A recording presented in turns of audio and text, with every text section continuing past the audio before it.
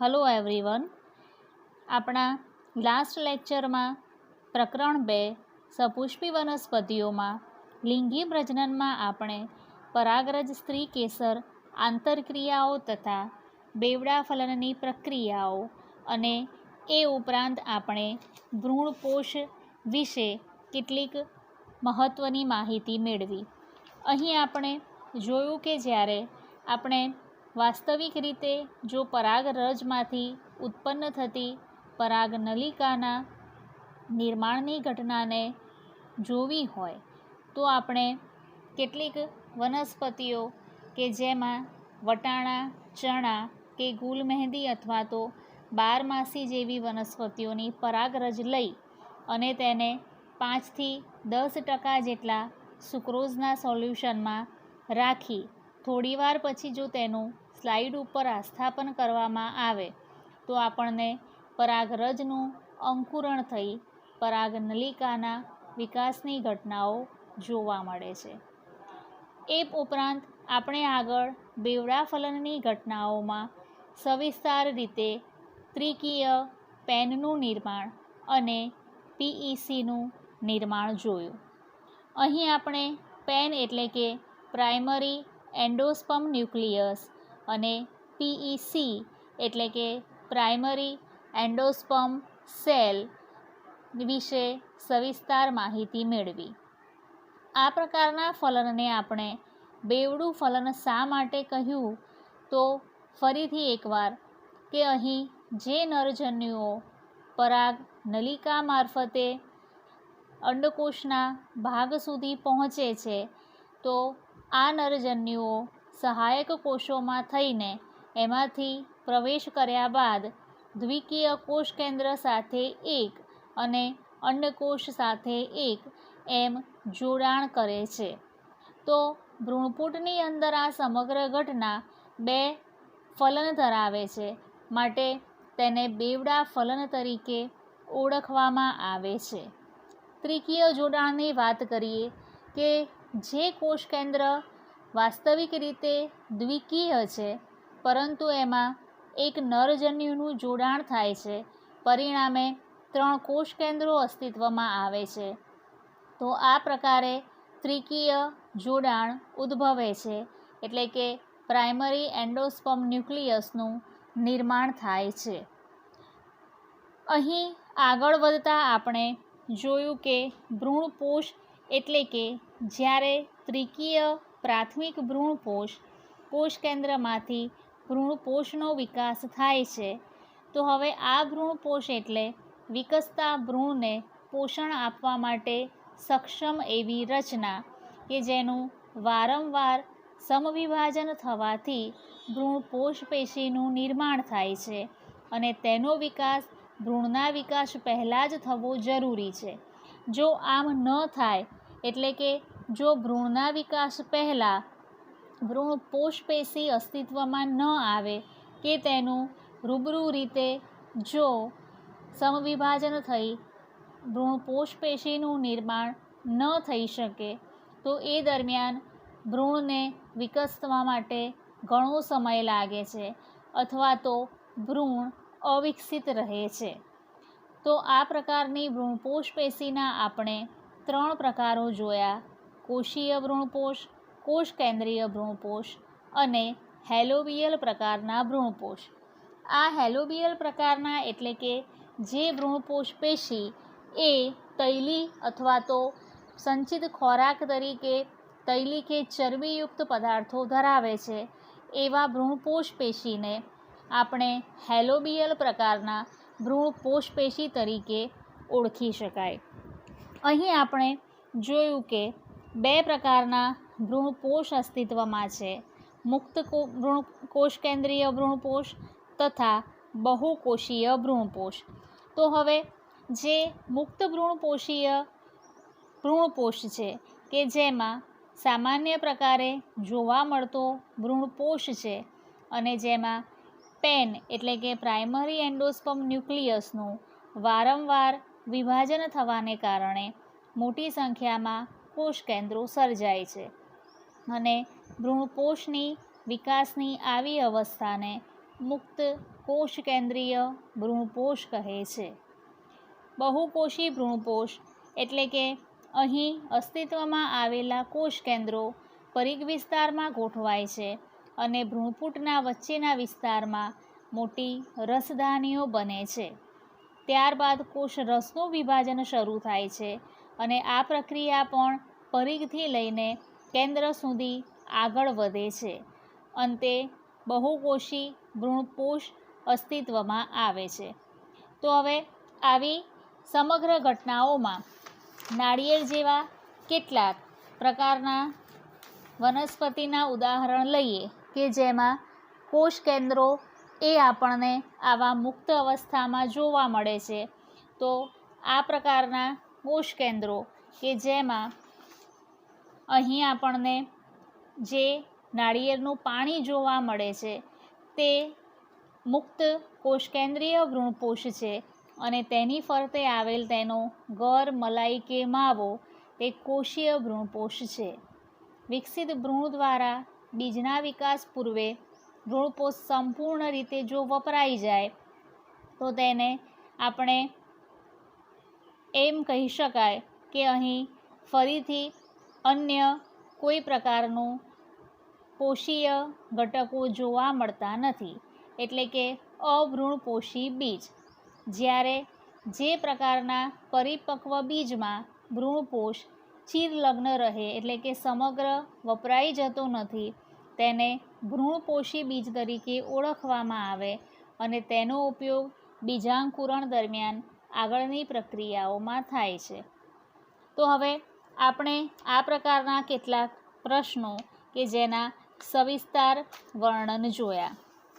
હવે આગળ અહીં ભ્રૂણની ઘટનામાં આપણે જોઈશું કે ભ્રૂણ કયા પ્રકારના હોઈ શકે અને તેમાં દ્વિદળી તેમજ એકદળી ભ્રૂણની કેટલીક રચનાઓમાં શું સવિસ્તાર વર્ણન અથવા તો તફાવતની દૃષ્ટિએ જોઈએ તો આપણને દ્વિદળી કે એકદળી ભ્રૂણ કયા પ્રકારે વિવિધતા દર્શાવે છે. તો હવે આપણે લાક્ષણિક ભ્રૂણપોષનો અગાઉ ખૂબ જ સરળતાથી અને સવિસ્તાર અભ્યાસ કરેલ છે. તો આપણે ફલનની પ્રક્રિયાઓ પૂર્ણ કરી આ બધી પશ્વફલનની જે ઘટનાઓ છે તેમાં આગળ વધતા જોઈશું કે જ્યારે ભ્રૂણને ભ્રૂણપોષ પેશીમાંથી એટલે કે ત્રિકીય જોડાણ ધરાવતી જે ભ્રૂણપોષ છે તેનું વારંવાર સમવિભાજન થાય છે અને પરિણામે આપણને વિકસિત એવી ભ્રૂણપોષ પેશી પ્રાપ્ત થાય છે અને આ ભ્રૂણપોષ પેશી કે જે વિકસતા ભ્રૂણને પોષણ પૂરું પાડે છે. તો હવે જ્યારે એને પૂરતા પ્રમાણમાં પ્રાપ્ત પોષણ પૂરું પડે એ દરમિયાન ભ્રૂણનો વિકાસ શરૂ થાય છે. તો હવે આ ભ્રૂણનો વિકાસ અંડક છિદ્ર નજીક રહેલા દ્વિકીય યુગ્મનજમાંથી થાય છે. આપણે જે ભ્રૂણના ભાગો કે ભ્રૂણપૂટના વિસ્તારો જોયા હતા તો એના વિવિધ ભાગોની અંદર આપણે જોયું હતું કે અંડક તલ તરફનો છેડો પણ હોય તેમજ અંડક છિદ્ર તરફનો પણ છેડો હોય. તો હવે આ જે અંડછિદ્ર તરફનો છેડો કે જ્યાં બીજા વર્ણો હોતા નથી તો હવે એ જે ભાગ છે હવે એ ભાગની અંદરથી ભ્રૂણનો વિકાસ શરૂ થાય છે. એટલે કે જે દ્વિકીય યુગ્મનજ બન્યું છે એ દ્વિકીય યુગ્મનજમાંથી આગળ ભ્રૂણ વિકસે છે. ફરીથી આપણે સમજીએ કે કયા ભાગેથી ભ્રૂણનો વિકાસ શરૂ થાય તો આપણે આગળ જે મહાબીજાણુધાની કે અંડકની રચના ભણ્યા તો એ દરમિયાન આપણને અંડછિદ્રીય ભાગેથી કે જ્યાં અંડક આવરણો નથી તો આ જે ભાગ છે તો વચ્ચેનો ભ્રૂણપૂટનો વિસ્તાર તો હવે એ ભ્રૂણપૂટના વિસ્તારોમાંથી ફલનની પ્રક્રિયા પૂર્ણ થઈ ગઈ છે અને ત્યારબાદ હવે આ જે અવકાશ કે ખુલ્લો ભાગ છે ત્યાંથી ભ્રૂણના વિકાસની પ્રક્રિયા આગળ જોવા મળશે. આ અંડછિદ્રીય છેડો કહી શકાય, આને અંડતલનો છેડો કહી શકાય. અંડછિદ્રીય અને અંડતલના છેડા એ એકબીજાની સામે ધ્રુવીય પ્રદેશોમાં ગોઠવાયેલા હોય છે. અંડછિદ્ર તરફનો જે છેડો છે એ છેડાને ભાગમાંથી ભ્રૂણનો વિકાસ એ ભ્રૂણપોષ પેશીમાંથી પોષણ મળવા બાદ શરૂ થાય છે. તો આપણે જોઈએ કે જ્યારે ભ્રૂણ વિકાસની આવી ઘટનાઓ જોવા મળે તો કઈ જગ્યાએથી ભ્રૂણનો વિકાસ શરૂ થાય. તો અંડછિદ્ર નજીક રહેલા દ્વિકીય યુગ્મનજમાંથી કે જે ફલન બાદ જોવા મળતી ઘટના છે ત્યાર પછી ભ્રૂણનો વિકાસ શરૂ થશે. મોટે ભાગે આવશ્યક જથ્થામાં ભ્રૂણપોષનું નિર્માણ થઈ જાય ત્યારબાદ જ યુગ્મનજનું વિભાજન થઈ શકે છે. તો આપણે કહી શકાય કે જો ભ્રૂણને જ્યાં સુધી પોષણ નથી મળતું ત્યાં સુધી તેના વિકાસની પ્રક્રિયા આગળ થતી નથી. તો હવે એ વિકાસની પ્રક્રિયાને આપણે કઈ રીતે લઈ શકાય કે યુગ્મનજનું વિભાજન થવું, અને આ યુગ્મનજનું વારંવાર વિભાજન થવાને કારણે આપણને વિવિધ ગોળાકાર ભ્રૂણ, હૃદયાકાર ભ્રૂણ કે પરિપક્વ કે પુખ્ત ભ્રૂણ જોવા મળશે. પરંતુ એ ત્યારે જ શક્ય છે કે જ્યારે તેને પૂરતા પ્રમાણમાં પોષણ પ્રાપ્ત થાય. નહીં તો પોષણ પ્રાપ્ત ન થતાં એ જે ભ્રૂણ છે એ અવિકસિત રહે છે, અથવા તો એમ કહી શકાય કે એ સુષુપ્ત જ રહે છે. તો હવે જ્યારે બીજમાં વિવિધતા જોવા મળે છે છતાં એકદળી અને દ્વિદળી બંનેમાં ભ્રૂણ વિકાસની પ્રારંભિક અવસ્થાઓ સમાન હોય છે. દ્વિદળી ભ્રૂણમાં ભ્રૂણજનનની અવસ્થાઓ દર્શાવે છે. તો જે પણ દ્વિદળી બીજ છે એમાં ભ્રૂણજનન એટલે કે ભ્રૂણના નિર્માણની અવસ્થાઓ જોવા મળે છે. અને જ્યારે યુગ્મનજ એ પૂર્વ ભ્રૂણમાં વિકસે છે, આપણે અગાઉ પણ જોઈ ચૂક્યા છીએ કે જ્યારે યુગ્મનજનું વારંવાર વિભાજન થાય છે તો એ વિભાજન દરમિયાન અહીં એના ગોળાકાર, હૃદયાકાર અને ત્યાર પછીથી પુખ્ત ભ્રૂણમાં વિકાસ પામે છે. એટલે કે સૌપ્રથમ ફલન થઈ ગયા બાદ આ બેવડા ફલનની ઘટના છે કે જેમાં ફલન થઈ ગયું છે. તો અહીં ત્રિકીય કોષકેન્દ્ર નિર્માણ પામ્યું છે. અહીં દ્વિકીય ફલિતાંડ છે. એ ફલિતાંડનો ભાગ એટલે કે આ યુગ્મનજનો ભાગ, એમાં વારંવાર કોષ વિભાજનો થઈ નિલંબ અને તલસ્થ કોષો અસ્તિત્વમાં આવે છે. આ નિલંબના અને તલસ્થ કોષોના ભાગમાં પણ વારંવાર સમવિભાજન થતાં શરૂઆતમાં જે દ્વિકીય એટલે કે 2 કોષીય યુગ્મનજ છે તેમાંથી 4 કોષીય, 8 કોષીય, 16 કોષીય કે 32 કોષીય અને એમ આગળ પુખ્ત ભ્રૂણમાં વિકાસ પામે છે. એટલે કે વારંવાર આવા કોષ વિભાજનો થવાને પરિણામે ભ્રૂણના વિકાસની ઘટના આપણે જોઈ શકીએ છીએ. તો હવે ભ્રૂણ વિકાસ ત્યારે જ શક્ય છે કે જ્યારે તેને પૂરતા પ્રમાણમાં પોષક તત્વો પ્રાપ્ત થાય. અને આ પોષક તત્વો એ પ્રકારે કહી શકાય કે જ્યારે ભ્રૂણ પોષી એ પૂરતા પ્રમાણમાં પોષણ પૂરું પાડે. ફરીથી આપણે જોઈશું કે જ્યારે યુગ્મનજમાંથી ભ્રૂણનો વિકાસ શરૂ થઈ જશે એ દરમિયાન એને ગોળાકાર, હૃદયાકાર અને પુખ્ત ભ્રૂણમાં વિભાજન કરી શકાય.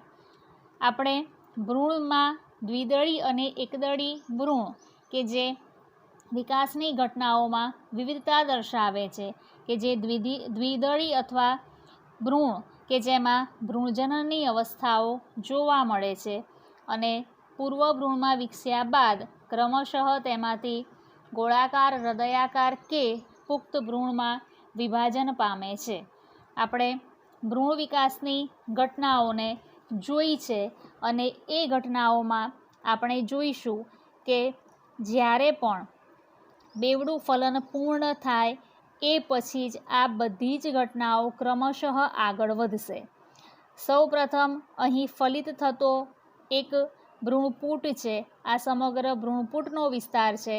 અહીં આપણે આગળ પાછળના કોઈ પણ આવરણો દર્શાવેલા નથી, એટલે કે અંડક આવરણો નહીં, પ્રદેહનો ભાગ પણ નહીં, ઉપરાંત અંડછિદ્ર કે અંડતલનો છેડો પણ દર્શાવ્યો નથી. ફક્ત આપણે ભ્રૂણપૂટનો મધ્ય વિસ્તાર જ લીધો છે.